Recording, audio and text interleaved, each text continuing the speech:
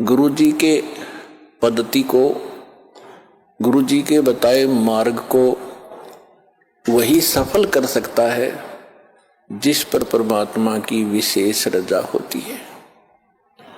यदि आप जी को ये ज्ञान ना होता तो आप इस समय को कहीं ना कहीं बर्बाद करते, कहीं किसी की निंदा चुगली करके या किसी कहीं पर ताश खेल के या जुआ खेलते या कहीं राजनीतिक बातें करते जो कति काम की नहीं थी। और वो समय आपका कैसा सदुपयोग हुआ, इस बात को याद रखना। ये सब कहते हैं भक्ति मुक्ति के दाता सतगुरु, भटकत प्राण फिरंदा, उस साहिब के हुक्म बिना नहीं तरवर पात हिलंदा। उस परमेश्वर कबीर जी की आज्ञा बिना, उसकी रजा के बिना किसी वृक्ष का पत्ता भी नहीं हिल सकता। भक्ति और मुक्ति के दाता सतगुरु, भक्ति करा के ही मोक्ष होता है। जब हमें सत भक्ति प्राप्त होगी तभी हम मुक्ति पाएंगे, और वो सतगुरु ही दे सकता है।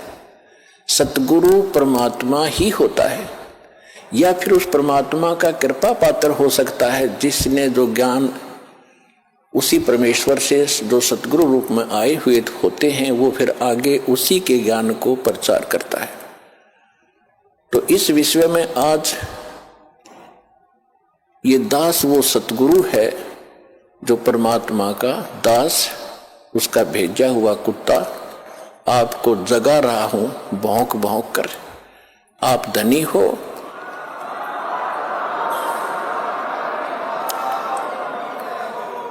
आप धनी हो, पिछले जन्म जन्मांतर के धनों बहुत है आपके पास, पुण्य धन। परमात्मा का भक्ति धन आपके पास बहुत ज्यादा है, और आप गफलत में सो रहे हो, चोर चोरी कर रहे हैं। वो कौन सी चोरी कर रहे हैं? आपको कहीं शराब पिलाकर ये मन और ये काल उस काल का एजेंट है। ये आपको ना जाने कहाँ सांग सिनेमा में ले जा करके वहां आपका समय व्यर्थ कराता है, और कहीं इधर झूठी भक्ति करवा के आपकी भक्ति धन का नाश करवाता है। किसी को आशीर्वाद देते हो, किसी को बद्दुआ देते हो, तो ये आपके भक्ति धन की चोरी हो रही थी। अब ये दास आपको भौंक रहा है गली गली में। पहले गांव गांव में गली गली में गए, प्रचार ज्यादा बढ़ गया तो फिर परमात्मा की वही आवाज इस दास के, उसके कुत्ते की सीडी डीवीडी मेमोरी कार्ड बना के आप तक पहुंचाया।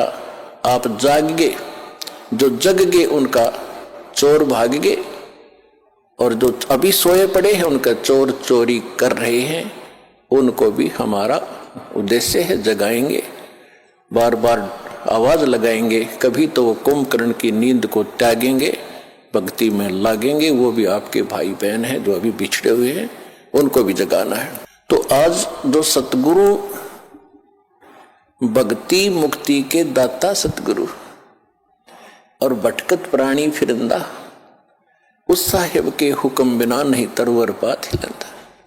वही परमात्मा स्वयं ही अपने उस सुख स्थान को त्याग कर इस सबसे घटिया स्थान काल के लोक में आता है। सह शरीर आते हैं वो दाता, प्रत्येक युग में एक लीला करते हैं, एक बालक रूप में कमल के फूल पर प्रकट होते हैं। कुंवारी गायों से उनके बचपन की परवरिश होती है, और फिर बड़े होकर के वो परमात्मा एक आम नागरिक की भी, अच्छे नागरिक की भूमिका करते हैं और सतगुरु की भूमिका भी करते हैं। और फिर उसके अतिरिक्त दूसरी स्थिति में वो कभी भी प्रकट हो जाते हैं किसी स्थान पर, कोई साधु संत रूप बना के। कलयुग के अंदर विशेषकर वो जिंदा महात्मा के रूप में ही प्रकट हुए हैं और अच्छी आत्माओं को मिलते हैं। ये वेदों से भी आपको प्रमाणित कर दिया कि परमात्मा सतलोक में रहता है, और वहां एक सिंहासन पर विराजमान है, तख्त पर। असंग ब्रह्मांड के कंट्रोलर के तख्त यानी सिंहासन पर राजगद्दी पर मालिक बैठे हैं, वो महाराज हैं, वो भगवान हैं। और यहाँ छोटे मोटे टुकड़ों के जो राजा बने बैठे हैं, ये लोक भी नकली, ये राजा भी नकली। इनका अपना अस्तित्व नहीं, कब मर जाए, कब इनका विनाश हो जाए, कहाँ क्या बीमारी हो जाए। तो एक ही भगवान, वही शक्ति, वही मालिक है, वही सतगुरु है और वही वास्तव में महाराजा है। तो महाराजा की तरह परमात्मा सतलोक में विराजमान है। तो वो परमात्मा यहां जब आते हैं, एक अच्छे नागरिक का रोल भी करते हैं, सतगुरु का रोल भी करते हैं, भूमिका करते हैं वो। और दूसरी स्थिति में वो परमात्मा अच्छी आत्माओं को मिलते हैं, वहां से सहशरीर आते हैं जिंदा महात्मा के रूप में, सबको अच्छी आत्माओं को मिलते हैं, उनको अपने से परिचित कराते हैं। फिर वो पुण्यात्माएं भी परमात्मा की महिमा आंखों देखकर आपको सुनाते हैं।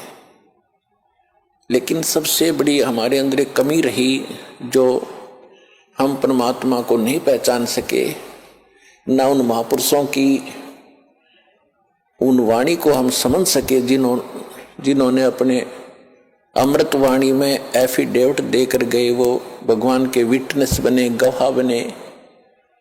हम नहीं समझ सके क्योंकि हम अशिक्षित थे। हमारे पूर्वज जो थे वो श्रद्धालु गणे थे, विश्वासी बहुत थे, क्योंकि जो आत्मा अच्छी होती हैं वो विश्वास प्रत्येक पर कर लेती हैं। और परमात्मा ने आपको शिक्षा इसलिए नहीं दी पहले समय में, यह शिक्षा हमारी सबसे दुश्मन है। यदि हम शिक्षा प्राप्त करके परमात्मा की खोज नहीं करते हैं तो यह शिक्षा व्यर्थ है। इस शिक्षा ने हमें अहंकारी बना दिया और मर्यादाहीन बना दिया, माया का अधीन बना दिया, माया ही जोड़ना एक उद्देश्य मान लिया। कोई भी बच्चा शिक्षा ग्रहण करने के लिए घर से चलता है, उसका उद्देश्य यही होता है, बड़ा अफसर बनूं, घनी कमाई करूं, 2 नंबर की घनी करूं। वो कौन सी ट्रेनिंग है जिसमें तनख्वाह से अतिरिक्त और मिलती है, रिश्वत घनी।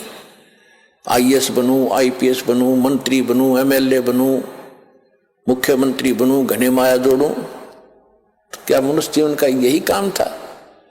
ये कार्य तो एक गोबर का भूंड करता है, गोबर का भूंड। अगर हमने यही काम के लिए मनुष्य जीवन पाया है तो गोबर का भूंड कैसा होता है? खेतों में पशु गोबर करते हैं और उसको भूंड होते हैं, छोटे छोटे जीव होते हैं, और वो क्या करते हैं, उस गोबर को निकालते हैं, उसमें से उसके गोली बनाते हैं, गोले छोटे छोटे, और उसको ढका के उसको रोल करके अपने बिल में भर लेते हैं। उस बिल को गहरा बनाते रहते हैं मिट्टी से खोद खोद के, और उसको गोबर को ठोक लेते हैं, गरोले बना बना के वो गोबर खाते हैं। तो वो व्यक्ति, वो प्राणी वही होते हैं जो मनुष्य जीवन में माया जोड़ जोड़ जोड़ जोड़ कर बैंक भर ले, कोठी बना दे, बंगले बना ले। फिर वो क्या करते हैं, वो हमने देखा कई बार। हम क्योंकि दास का जन्म किसान परिवार में हुआ, खेतों में जाना पड़ता था, पाली भी गए कई बार पशुओं को साथ के साथ। तो वो दोनों पति पत्नी भूंड गोबर को इकट्ठा करते हैं, अच्छा मोटा गोला बनाकर उसका, और फिर उसको दोनों धका कर ले जाते हैं, एक आगे से एक पीछे से, और मंडे रहे इतने पूरा ना खत्म कर लें, कहीं और ना ले जा और कम पड़ जा। और कभी कभी भैंस या गाय के पैर के नीचे आके वो दोनों ही मर जाते थे, वो गोबर दरा दरा रह जाता, इकट्ठा करा करा बिल में। तो यदि हम मनुष्य जीवन पाकर भी इससे काम लगे हैं, ये मंत्रियों के आप सुनते हो कि क्या इनके कैसी लीलाएं आप सुन रहे हो, किसी पर इतने घोटाले का आरोप है, किसी ने इतने पैसे इकट्ठे कर लिए, और ऐसे ये मंत्री, मुख्यमंत्री, प्रधानमंत्री कोई हेलीकॉप्टर के उससे दुर्घटना से मर गए, कोई बीमारी से, कोई किसी और हादसे में मारे गए। वो गोबर जो इकट्ठा कराया था सारे जीवन में, वो धन वो यहीं रह गया, कोई ना जाने कौन बरतेगा। और वो भाई की तरह गधा बनकर जिस जिस से वो पैसे ले रखे थे सबके पूरे करेगा, रोएगा असंग जन्मों तक। तुमने उस दरगाह का मैल नहीं देखा और धर्मराज के तिल तिल का लेखा। तो इसलिए परमात्मा यहां आकर के हमें जगाते हैं, समझाते हैं कि बोली आत्मा, यदि परमात्मा की भक्ति नहीं करते हो और बाकी तुम ये इसी काम लगे हुए हो तो ये मनुष्य जीवन वाला काम नहीं कर रहे, गोबर के भूंड का काम कर रहे हो। अब बात चली थी शिक्षा के ऊपर कि पहले आप देख रहे हो, दास भी देख रहा, घना लंबा समय नहीं हुआ है। सन 1951 में दास का जन्म हुआ। सन 60 के बाद ऐसा समझण जोगा हुआ, जो बातें आज याद आ रही हैं उसमें क्या प्रक्रिया और कैसे लोग थे। अब इस ज्ञान की रोशनी से उनकी पहचान हो रही है कि पहले शिक्षा कती नहीं थी, पिता पढ़े नहीं, चाचा पढ़ा नहीं, ताऊ पढ़ा नहीं, कोई कुंबा और पढ़ा नहीं। पहले का हमारे से पढ़ाई शुरू हुई थी, उसमें बहनों की बेटियों की पढ़ाई नहीं कराते थे। तो उसमें कितनी शांति थी, कितना एक आचरण अच्छा था, कितना प्यार था और कैसा एक दूसरे की शर्म लिहाज होती थी। बड़ा व्यक्ति चाहे किसी भी दूसरे गांव के दूसरे कोने का भी क्यों ना होता, अगर बच्चे थोड़ी बहुत शरारत कर रहे होते तो उसको देखते ही बंद हो जाते, भाई ताऊ आ गया। अरीब अब ताऊ चाहे कितना घूमो, गुटी लाकर गलियां बैठे रहे। और कितना व्यवहार बिगड़ गया, माया माया चाहिए, ना भाई बहन का प्यार, ना कितने रिश्तेदारी में लगाव रहा। विवाह पीछे होता है और मुकदमा कोर्ट में पहले जा लेता है। हद होगी भाई, इसी जीवन में अपने लफड़े में जीवन बर्बाद कर जाओगे।